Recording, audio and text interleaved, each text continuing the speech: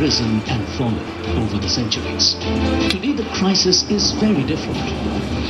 Increasing population is forcing rural to urban migration, and the cities are swelling beyond their capacities.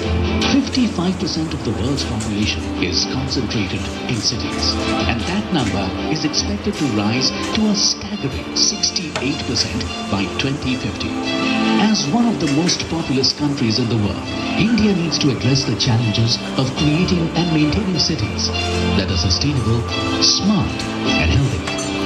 Further, in order to promote manufacturing, there is a need to create state-of-the-art plug-and-play infrastructure which can match global standards and thus attract industries to set up their base.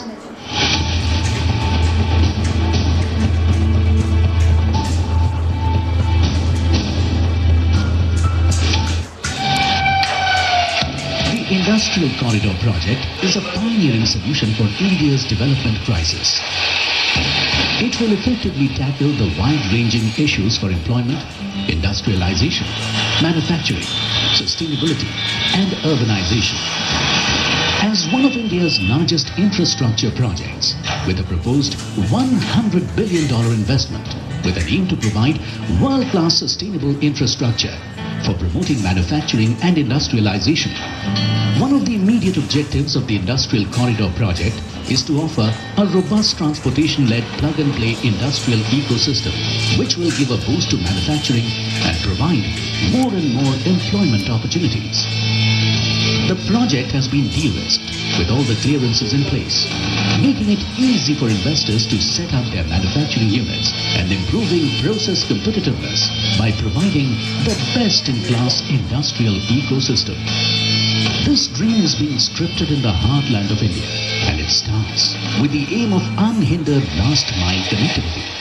The dedicated freight corridor is the artery for a whole new industrial ecosystem, connecting greenfield manufacturing hubs and smart cities on the western side. India's vast rail network of 1 lakh kilometers has enabled the movement of goods and people through history. The next few decades in India will see a migration that will move away from the existing metros and will also lead to modal shift in the transportation of goods from road to rail. The project will attract people from rural areas to these field cities in search of a better life and job prospects. By fostering professional knowledge and training skills among rural migrant and urban poor, the regional population will be diffused along the length of the corridor, thereby easing pressure on urban resource and enabling inclusive growth. The 3,300-kilometer long dedicated freight corridor is a roadmap for the future that will connect the different smart cities across the country with ports and other manufacturing hubs. The Delhi-Mumbai Industrial Corridor, or DMIC, will be connected by a 1,500-kilometer long Western DFC. It is a project that will usher in a new era of GDP growth and development in the country. The underlying idea is to optimize the employment potential of the region by stimulating investments in manufacturing, promote overall economic development through creation of high-quality infrastructure. Transit-oriented development will ensure promotion of walk-to-work concept connectivity to end consumers and users and reduce logistics costs, thus improving the manufacturing competitiveness of India in long run.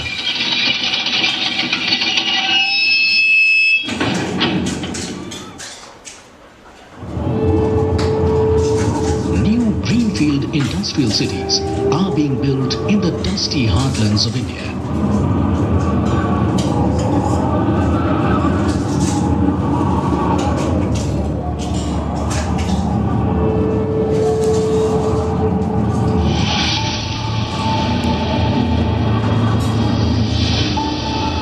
These smart industrial cities of tomorrow start at ground zero. Once complete, they will carry India into a new era of development. These smart industrial cities are templates for a future-ready India and will mark its rise on the global stage.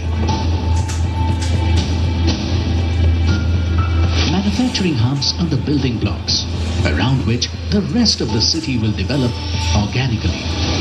This will eventually give lead to a mixed-use development with commercial and residential settlements. The 4 cities in the first phase of development include Dholera Special Investment Region in Gujarat, Aurangabad Industrial City in Maharashtra, Integrated Industrial Township Vikram Udyogpuri near Ujjain, Madhya Pradesh, Integrated Industrial Township Project in Greater Noida, Uttar Pradesh. From planning to execution, sustainability is the keystone of each greenfield industrial city. The aim is to get everything benchmarked against the world's best. The plan is to construct roads, underground utilities, treatment plants, administrative buildings in a sustainable and eco-friendly manner, using latest technology at par with global standards. Across the world, while the city above ground has grown and changed, it is the city below that remains the biggest challenge. For this lies in the underground planning. Ease of doing business in these smart industrial cities will be facilitated by efficient energy and communication solutions.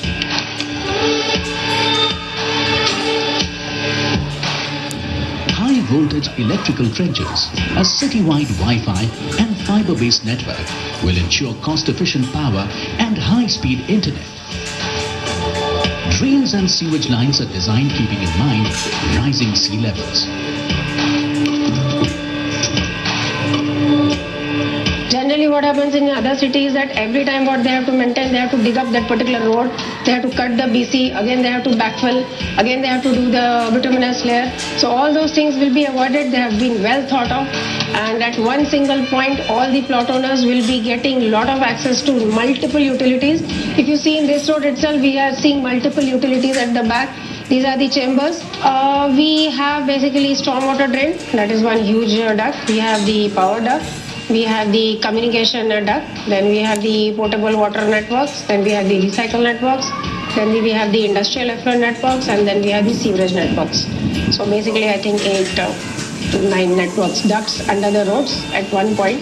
So the service providers will just have access to the ICT chambers. They have to just open the lid from the top and they can do their entire cabling, their maintenance. So there will be no digging further for any service provider who wants to provide services to this particular area. One such utility is water. Water is one of our most valuable resources and one that is fast running out. And self-sufficiency in water management is one of the biggest solutions offered by these smart industrial cities. Now here we are also using a sustainable development in the sense that the entire water wastage which generally happens in cities will be reduced here because we are going for a complete water leakage management system. This stormwater drain network will be taking the entire rainwater discharge to the canal, which will be man-made by us. Water is a renewable resource. Most of the wastewater will be recycled and will be used for non-potable purposes like landscaping, cleaning, washing, etc. All utilities including water are controlled via a central SCADA system. It is mapped a single grid and monitored a central command and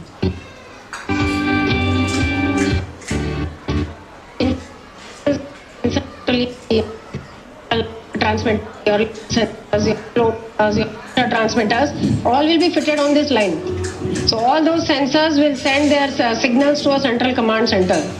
And all the other areas are also connected with that command center. So water treatment plant, whatever water inflow will be there, there can be watched at a single point by a single person in a screen. A central command and control center will allow 24/7 monitoring and uninterrupted supervision of urban civic utilities in an integrated manner.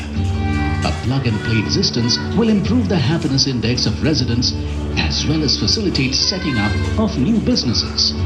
Maybe it may be a paper mill or a railway coach factory or any other factory. They will also be getting access to all the utilities at a single point. Piled garbage, clogged drains and rivers, and overall waste management is one of the biggest challenges today. The use of advanced technology to handle waste collection and disposal in these smart industrial cities addresses all these issues through its intelligent design and meticulous planning. This place is central waste handling facility.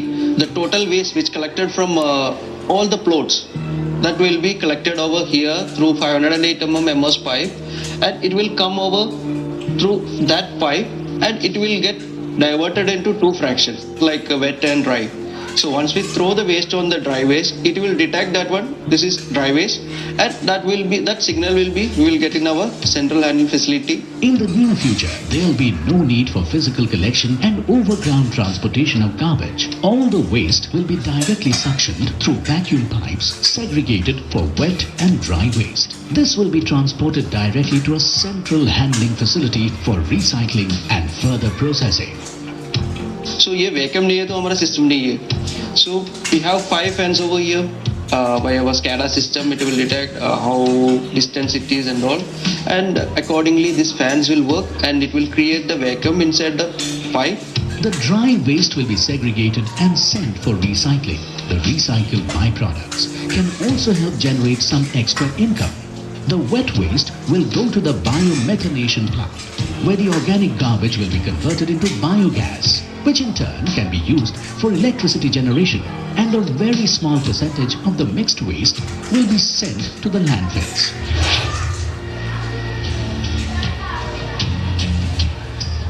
All the infrastructural support system in these smart industrial cities is created with the purpose of ramping up industrial development and growth.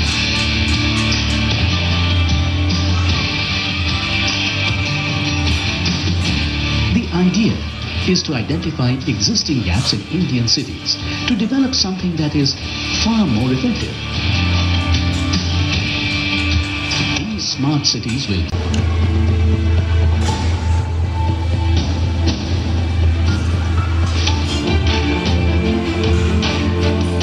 Every smart city's development story is one that carries its various stakeholders, from the high-value industrial investors to the small farmers.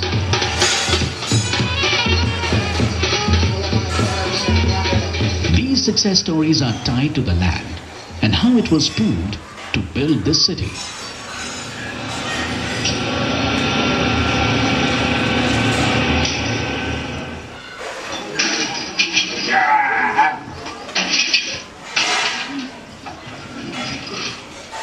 અરે ભાઈ પહેલાંની જિંદગી તો વાત કરું ને સાહેબ, તો પાણી પીવા નહોતું મળતું, પછી ખાવા પૂરું નહોતું મળતું.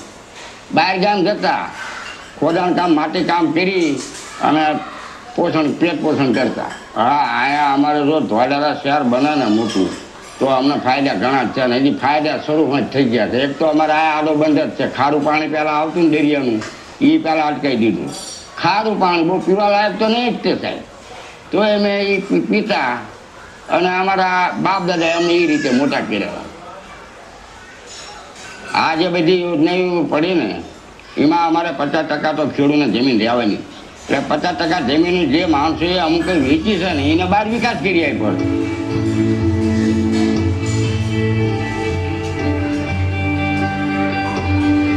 The relationship between a farmer and his land is deeply emotional. It is a bond that has been created over generations and decades, tilling the same patch of earth. The first and the biggest challenge was to convince the farmers to give up a portion of their land and become stakeholders in the smart city that would be developed here. Chotu Bhai was an ordinary farmer in a village near Dholera. He claims that his success story is tied to how he pooled his land for the building of this smart city. When the rains failed, most villagers would have to trek to the cities in search of daily wages. Despite owning many bighas of land, the yield was just about enough to support the needs of the family. 8 साल पहले इस गांव में एक भी मकान पक्का नहीं था. 8 साल पहले बहुत परेशानी थी साहब. पीने का पानी नहीं मिलता था पूरा गांव में. पीने का पानी 2 साल पहले इस गांव में नर्मदा का पानी गवर्नमेंट ने 2 साल पहले दिया, आज 24 घंटा पानी मिलता है 2 साल से। पहले तो पीने का पानी था ही नहीं, 1-2 महीने हमारे ये दादा परदादा के हमें 3-3 महीने हमें नहाते थे। ये 15,000 लीटर का टैंक है, ये भर लेते हैं। तो पानी का तो बहुत सुख हो गया है आज के दिन। 2 वर्ष से पूरा पानी 24 घंटा गवर्नमेंट ने दिया है, पहले फ्रिज नहीं था। यहाँ हमारा 50% जमीन के ऊपर पानी देगी गवर्नमेंट, लाइट देगी, रोड देगी, गटर लाइन देगी और गैस लाइन देगी। उसका पैसा गवर्नमेंट 1 पैसा लेने वाले नहीं। Chotu Bhai barely made it to middle school.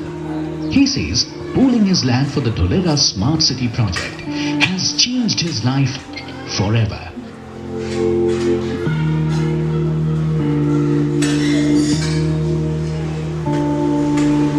पधारो सर, आइए, ये हमारा ऑफिस है। धोलेरा प्रोजेक्ट जो हुआ ना शुरू सर, उसके बाद ये सब हुआ है। पहले कुछ नहीं था, मैंने भी मजदूरी बहुत की है, मिट्टी काम मैंने बहुत किया है, पूरा ये टाल पड़ गया है। हमारे पास जमीन तो बहुत थी साहब, पर इसकी दाम नहीं था।